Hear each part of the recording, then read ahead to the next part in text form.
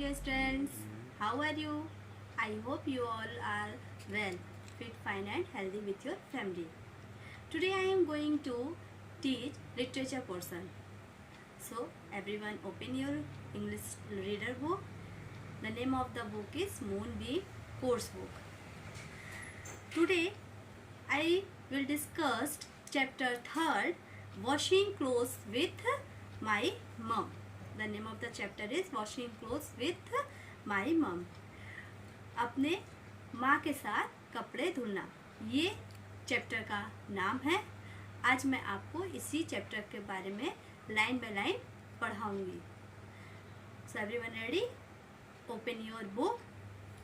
Lesson 3rd, page number 21. Let's start. Washing clothes with my mom. कपड़े धुलना अपने माँ के साथ. Find 7 more household tasks in the word string. Circle them. यहाँ पर देखिए कुछ वर्ड्स हैं जो एक साथ लिखे हुए हैं. इसमें से आपको 7 more household task को सर्कल करना है. This is for your work. जैसे एक इस पे देखिए कुकिंग को सर्कल किया गया है, उसी तरह इसमें एक और अच्छा मैं ही आपको इसके बारे में बता देती हूँ. एक देखिए आपका ये वॉशिंग आएगा, washing. Okay, then cleaning, then dusting,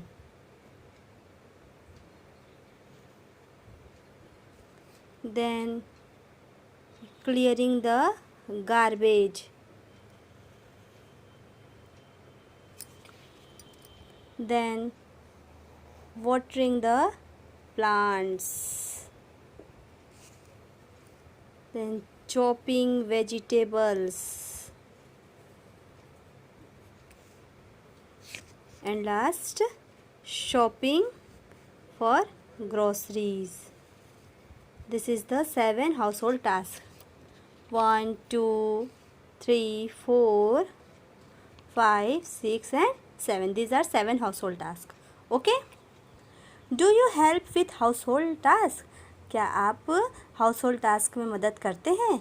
Which one do you like? कौन सा आपको ज़्यादा पसंद है? And why? और क्यों? Now read this story of a boy who learned to enjoy an important task. अब इस स्टोरी में हम पढ़ेंगे एक लड़के के बारे में जो learn to enjoy, जो सीखता है, enjoy करता है, an important task, महत्वपूर्ण टास्क को करने में उसको enjoy करता है, वो क्या चीज़ को सीखता है. I was raised in a family of 14 people in a home with only 1 bathroom. मैं 14, एक लड़का है जो 14 व्यक्तियों के एक परिवार में रहता है. उसके फैमिली में 14 पीपल रहते हैं और उस घर में केवल ओनली 1 बाथरूम ही है. नीडलेस टू से scheduling bath time in my home was more than a simple task. और उसके घर में सबके नहाने के लिए एक शेड्यूल, निर्धारित समय है. सबका समय तय है कि कौन पहले जाएगा, क्योंकि 14 लोगों का है, ये नहीं कि कब कौन जाए लोग, उसमें सबका निर्धारित समय शेड्यूल बना हुआ है. Bath time in my home, मेरे घर में, was more than a simple task, जो एक सिंपल टास्क की तरह ही है. When I was 7 years old, जब मैं 7 साल का था, I learned the only way to get sufficient bath time was to wake up before my siblings.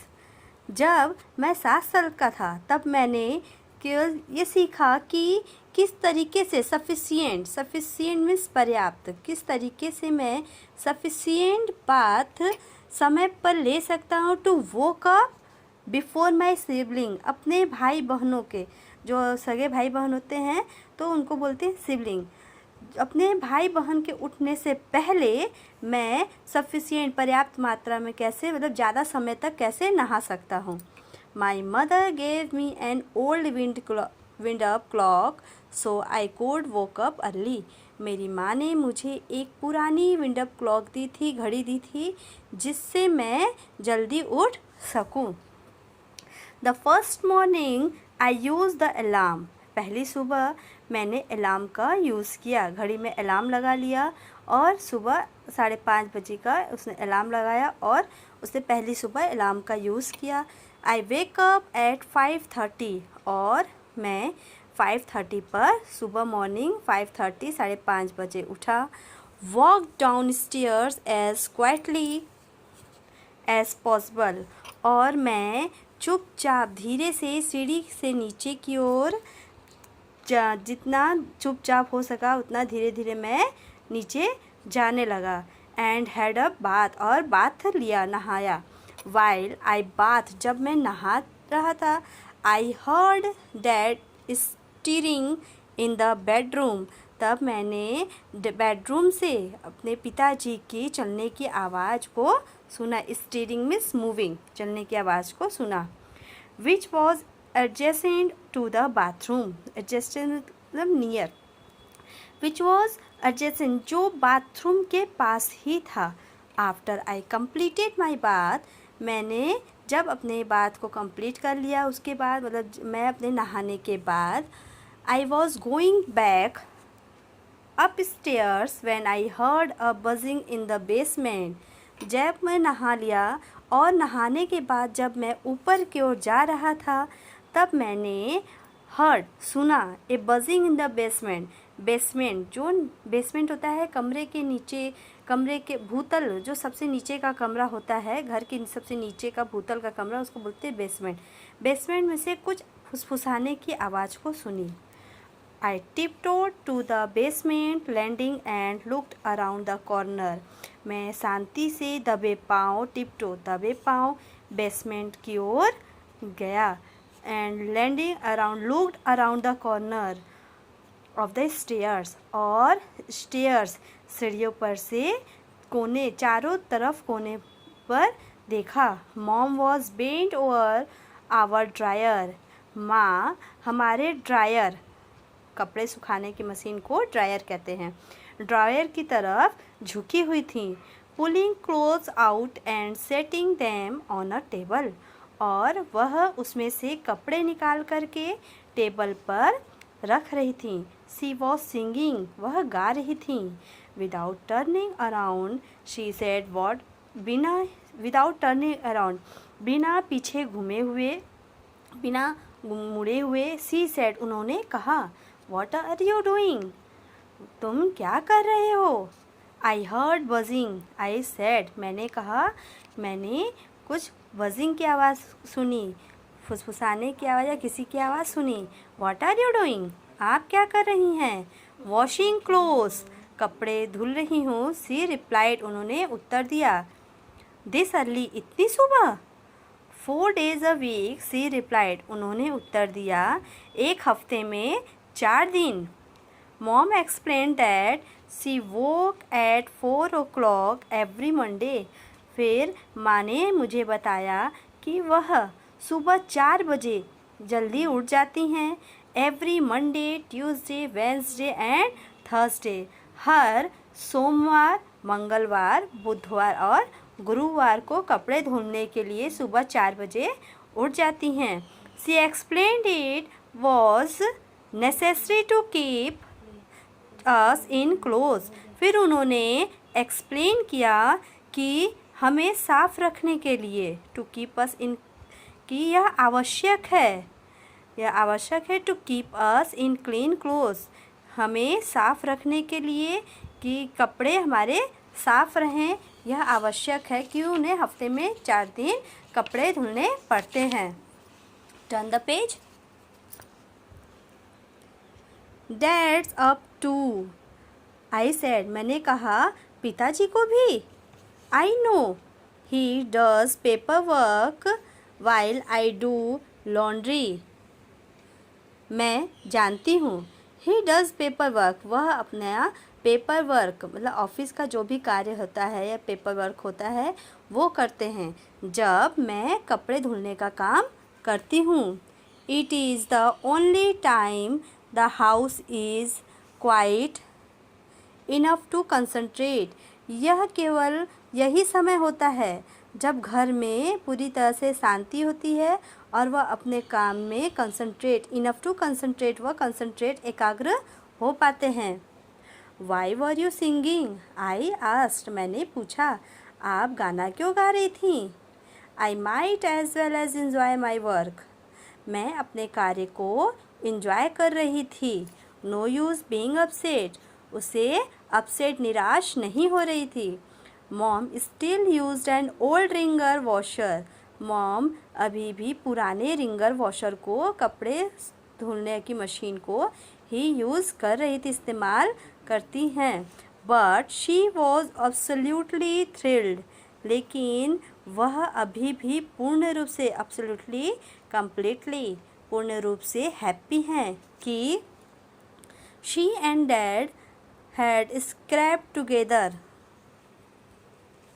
कि उन्होंने और पिताजी ने अपने स्क्रैप टुगेदर, दोनों ने लोगों ने एक साथ, स्क्रैप में सेव और कलेक्ट करना, उन्होंने इस मशीन को ख़रीदने के लिए काफ़ी इनफ मनी कलेक्ट की थी, सेव करके, सुरक्षित बचा करके कलेक्ट किया था। और to get a clothes dryer, और इस क्लॉथ्स ड्रायर को ख़रीदा था, कपड़े सुखाने की मशीन को ख़रीदा था। She would not have to hang clothes outside during winter anymore, और उन्हें would not have to hang, और उन्हें बाहर टांगने के, कपड़े को बाहर टांगने की भी ज़रूरत नहीं होती ड्यूरिंग विंटर anymore, चाहे विंटर हो या कोई और भी समय, उस ड्रायर मशीन में उनके कपड़े सूख करके आ जाते हैं बाहर। It was quiet and old fashion dryer, वह बहुत ही पुराना ड्रायर था, उसका फैशन डिज़ाइन क्या था, बहुत ही पुराना था। Not like the modern ones we have today, इस समय आजकल के नए ड्रायर की मशीन की तरह नहीं था, कि मॉडर्न मशीन वो नहीं था, पुराना होने के कारण उसकी बनावट भी पुरानी ही डिज़ाइन की थी। And the lint filter had to be cleaned after every load, और उस मशीन में लिंट फिल्टर मीन्स होता है a small part in a washing machine का एक छोटा भाग जिसमें collects loose threads from wash clothes, जिसमें कपड़े अगर जब धोते समय, कपड़े को वॉश करते समय जो थोड़े रेशे टूट जाते हैं या कुछ हो जाता है, तो उसमें वो भाग जा कर के वॉशिंग मशीन के कॉर्नर में छोटा भाग कपड़े की तरह बना हुआ था, पॉकेट की तरह, उसी में जाकर वो सारे कलेक्ट हो जाते हैं। और कपड़े ड्रायर यूज़ करने के बाद वे लिंट फिल्टर को भी अच्छे तरीके से साफ़ कर देती हैं। Can I help, I asked, मैंने पूछा, क्या मैं आपकी मदद कर सकता हूँ? Sure, mom started another load, बेशक, मेरी माँ ने, mom started another load in the dryer, माँ ने फिर से ड्रायर में कपड़े डालना शुरू किया। And placed a large towel on the basement floor in front of the dryer, और एक बड़ा टॉवेल माँ ने बेसमेंट के ज़मीन पर in front of the dryer के सामने बिछा दिया। Why don't you lie down, तुम क्यों नहीं इस पर लेट जाते?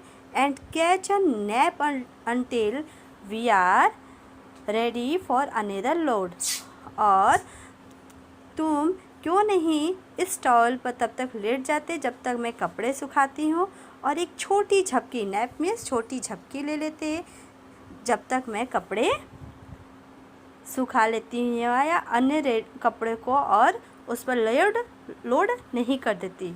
The air from the dryer was warm, और ड्रायर में से गर्म गर्म हवा आ रही थी, एंड कंफर्टेबल, जो बहुत ही आरामदायक थी। I slept until the dryer buzzed, और मैं dryer, I slept until the dryer, और मैं लेट गया, वहीं सो गया, अंटिल द ड्रायर, जब तक ड्रायर चलता रहा। I was thrilled when mom taught me to clean the lint filter and to place the dry clothes. I was thrilled, मैं बहुत ही खुश था जब माँ ने मुझे सिखाया कि to clean the lint filter, किस तरीके से लिंट फिल्टर को, मशीन के अंदर के उस भाग को किस तरीके से साफ़ किया जाता है, and to place the dry cloth, और फिर ड्राई क्लोथ को, जो कपड़े सूख गए हैं, उन्हें किस तरीके से फोल्डिंग करके उन्होंने टेबल पर रखा। She made me feel useful, उन्होंने मुझे उपयोगी महसूस कराया कि मैं भी कुछ कर सकता हूँ। I remember how she complimented me on a job, और मुझे याद है कि किस तरीके से उन्होंने मेरे इस कार्य की सराहना की, कॉम्प्लीमेंट किया, मेरी प्रशंसा की। Well done, although I remember dropping most of the clothes before I got them on the table. यद्यपि, जबकि मुझे याद है कि मैंने बहुत सारे कपड़े उसमें से गिरा भी दिए थे। Before I got them on the table means dryer में से कपड़े निकालते समय में मैंने बहुत सारे कपड़े टेबल पर रखते हुए में, काम करते में, वो नीचे कपड़े गिर भी गए थे, लेकिन उसके बावजूद माँ ने मेरी कार्य की प्रशंसा की और मुझे वेल डन भी कहा। When my elder sister woke at 6 o'clock, जब मेरी बड़ी बहन 6 बजे उठी, they took their bath, उसने नहाया, उसने अपने स्नान को लिया, and then helped mom carry the folded clothes upstairs, फिर वह माँ की मदद करने के लिए आई और carry the folded clothes upstair, और पूरे जो फोल्डेड तह लगे हुए कपड़े थे उन्हें सीढ़ियों से ऊपर ले जाने के लिए उनकी मदद करने के लिए आई।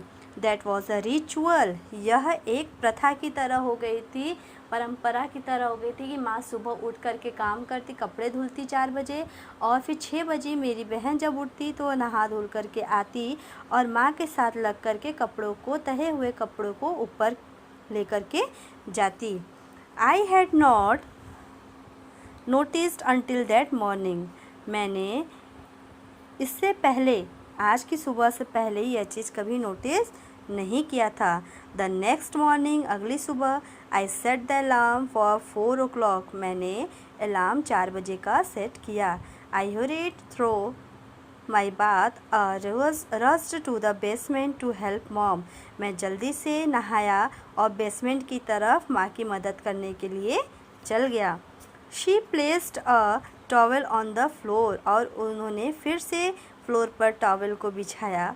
आई स्लेप्ट अंटिल द ड्रायर, और मैं फिर लेट गया जब तक ड्रायर चलता रहा।